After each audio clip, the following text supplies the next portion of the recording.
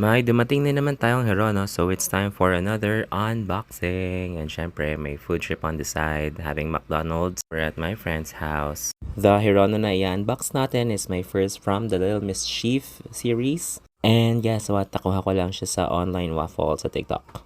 Tapos during the live, nakatulog ako. So hindi ko alam kung sino yung nakuha ko. So I'm so happy na nakuha ko yung prio ko. Either loose fish or manacle yung gusto ko sana makuha. So, nung sinend sa akin na nakuha ko ay si Manacle. Super happy and super cute niya. Like, pag tinitigan mo siya, you will see how sad he is. Tapos, ang cute-cute niya, of course, syempre. Tapos, hindi ko alam, pero I think naturally dirty yung look niya kasi prisoner siya eh. Basta panoorin niyo yung backstory niya sa YouTube. It's so sad. Super cute, para siyang batang yagit. Basta, ang cute-cute niya! Alam mo yung itsura ng baby na lalapit sa'yo kasi nagugutom. Ganun siya. Yun lang, food trip muna ako. Sarap ng McDonald's, baka naman.